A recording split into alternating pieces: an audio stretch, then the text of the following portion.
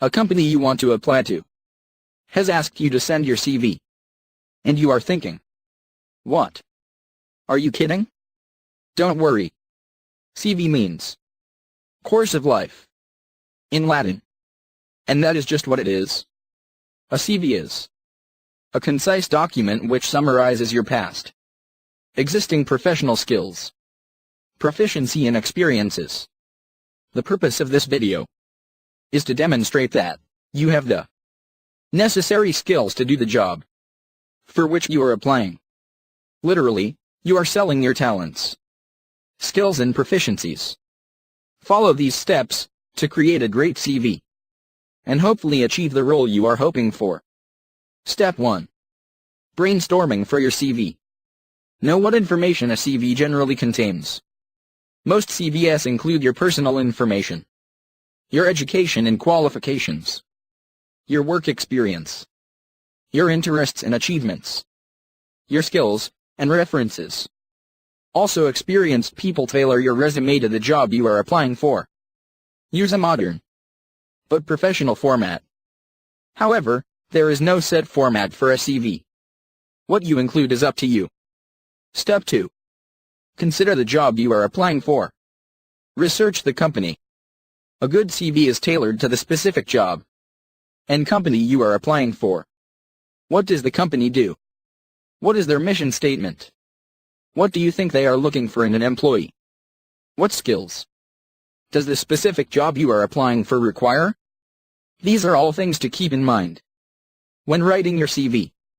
Step 3. Check the company's website for extra information about the CV.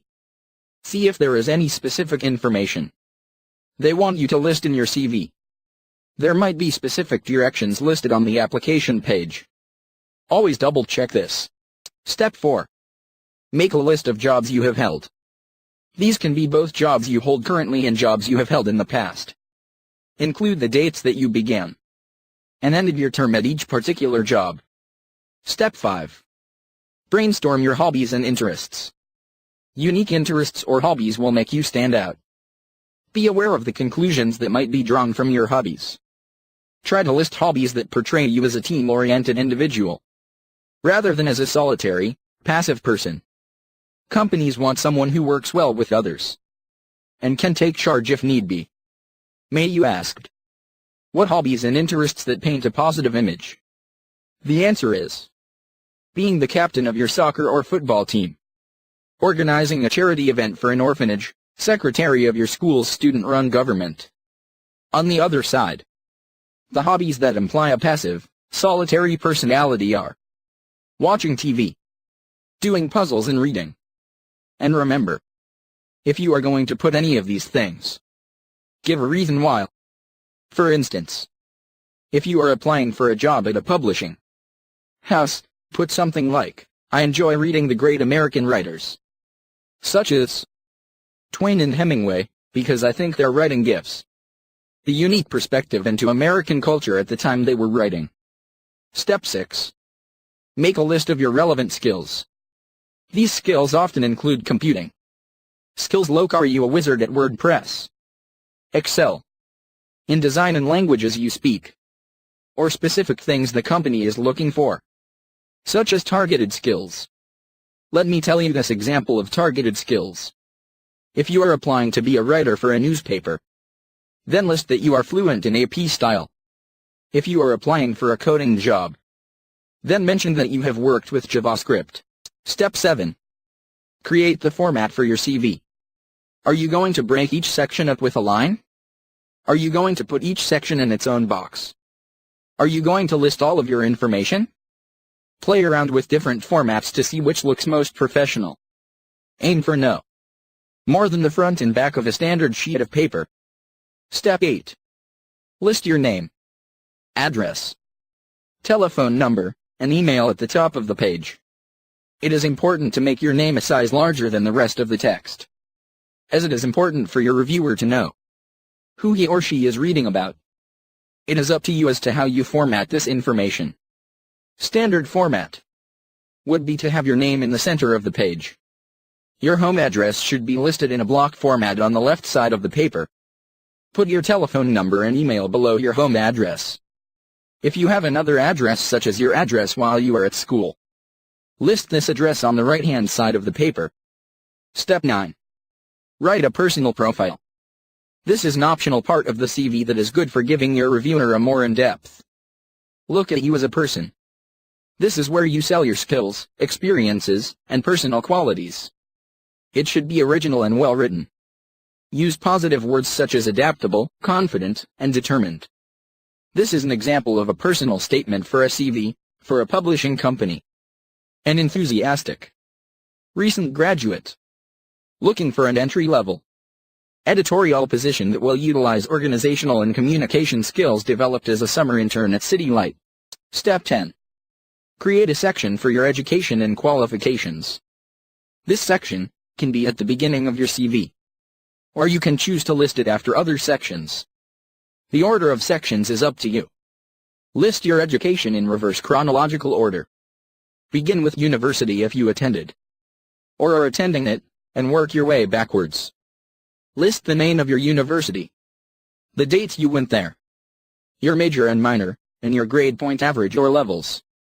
For example, you can write the following. Santa Clara University. English and History 2009-2013. Subjects include medieval literature, Victorian literature, criticism of poetry, and history of Great Britain. Obtained a 75% on my second-year exams. Step 11.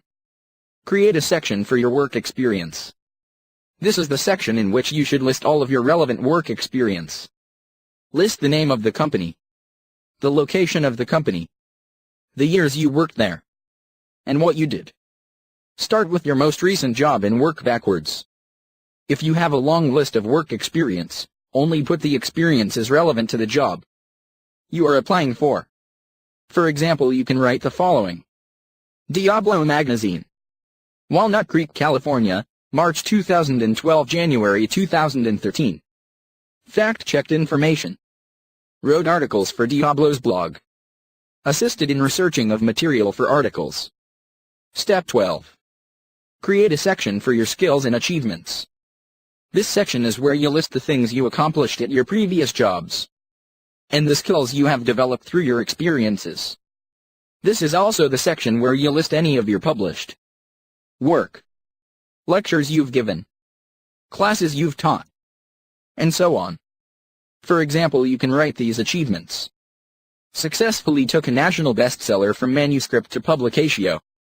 Received certification in copy editing from UC Berkeley. Step 13. Create a section for your interests. You should list any relevant interests that paint you in the most positive light. Choose several interests from the list you created while brainstorming for your CV. Step 14. Create a section for other information. If there is a noticeable gap in your CV, or there is some other information you would like to share, just put it in this section. This sort of information can include leaving work to take care of children and so on. For example, you write this. I took 2 years off from my intended career path in publishing to teach English in Brazil through the TEFL program. Teaching English as a second language has helped me better understand the subtle nuances of the language. Step 15. Create a section for other information. If there is a noticeable gap in your CV, or there is some other information you would like to share, then put it in this section. This sort of information can include leaving work to take care of children. As an example, you can write, I took 2 years off from my intended career path in publishing to teach English in Brazil through the TEFL program. Teaching English as a second language has helped me better understand the subtle nuances of the language. Step 16. Create a section for references. These are people you have worked with in the past, such as professors, previous employers, and so on, that have seen your work and can credibly support praises that they give you. The company you are applying to may contact these references to find out more about your previous work. You should talk with the person you would like to list a reference before actually listing them. It is best to double-check that they still have the same number, are okay with giving you a reference, or that they remember who you are. Write down their full names and contact information, including their phone numbers and emails. Step 17. Check your spelling and grammar. Poor spelling is the quickest way to get rejected. If your CV is sloppy or riddled with errors, potential employers will be unimpressed. Double and triple check that you have spelled the name of the company correctly, as well as any companies you have worked for in the past. Step 18. Proofread for any sentences that could be written more concisely. CV that are concise and well written tend to do better than long-winded CV that have repetitive information.